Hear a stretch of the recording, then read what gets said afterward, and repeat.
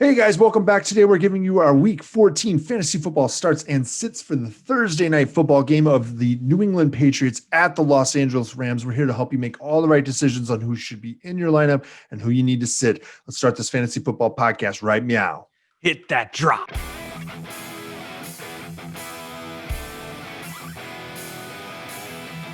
Hello and welcome to the Fantasy Football Upside. I am Justin.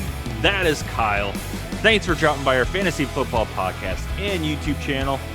You definitely want to check out our Week 14 waiver wire episode from yesterday by clicking the link in the corner above or in the description below. And Kyle, do you know why they need to check it out? No. Because it is playoff time. Sandbagging son of a... Yeah. We're here to help you win. We're going to help you get to that championship. And we are giving you our starts and sits for Week 14 Thursday night football game. And that is the Patriots versus the LA Rams. Kyle, what you got before we get right into that matchup? Hey, guys, click that like button.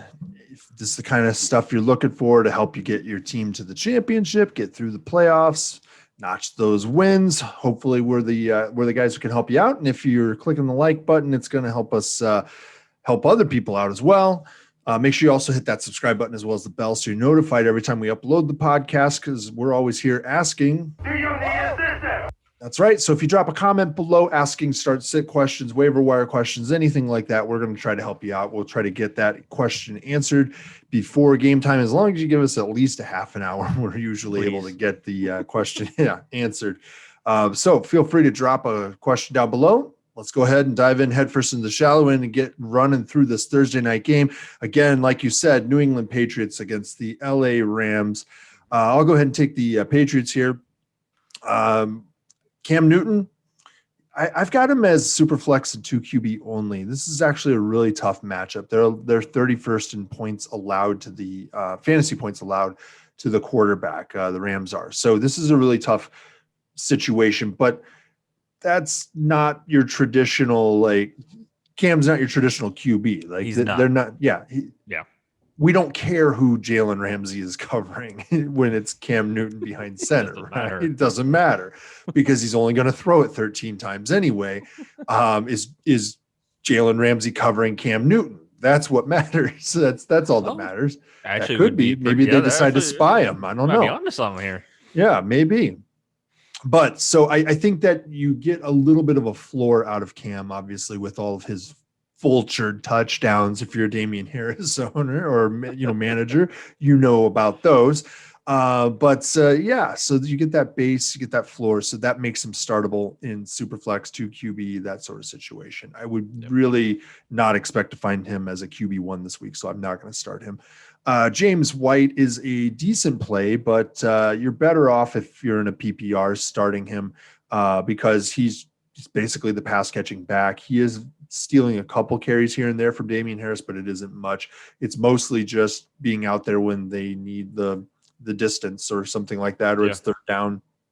They just want a little more versatility on the field, it seems. But then there's the guy who is basically carrying this team at this point, and that's Damian Harris. But what you're up against is 25th in fantasy points allowed to the running back. This is a tough defense all around. The Rams might be one of the best defenses in the league. It's entirely possible. They're right up there.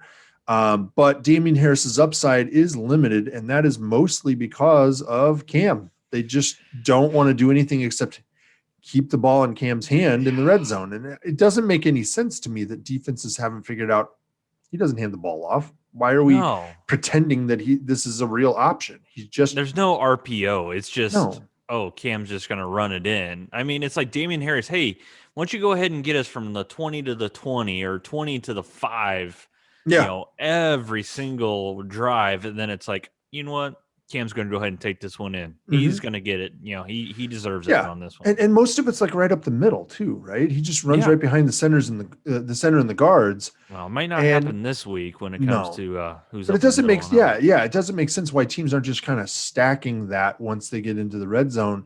He's not really throwing it with any success other than that like 1 or 2 weeks where he was throwing it to Jacoby Myers, and that was about it. Yeah. I just wanted to mention though that the tight end situation is a nightmare. Again, it doesn't really matter. They're not throwing the ball enough to really consider any of the receiving core, period. I was going to say tight end and wide receiver. Yeah. And so wide receiver I'm not talking about any of them because they're just not worth, in my opinion, rostering. And then their tight end is Ryan Izzo. If you're desperate, don't turn to this dude. Again, they're not going to throw to him enough. He's getting like 2, maybe 3 targets, and that's about the best you're going to hope for. This isn't George Kittle who's going to get a target within 3 yards of the line of scrimmage and turn it into 45. Yeah. So ignore that. Yeah. Passing game ain't worth it. Do you know, like, I haven't heard really much from Julian Edelman when he's supposed to be back. All I've seen is not yet. That's all I've seen is not yet. Yeah. Dang. Of course. Oh, the Patriots being tight-lipped about an injury? No. Yeah. Never. Nope. Never. Not at all. All right. What do you have on the Rams?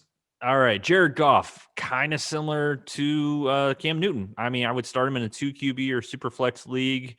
Definitely don't put him in your super flex. Put him in as your starting quarterback and then have your other quarterback in super flex just to make sure you give yourself a little flexibility in case anything pops up.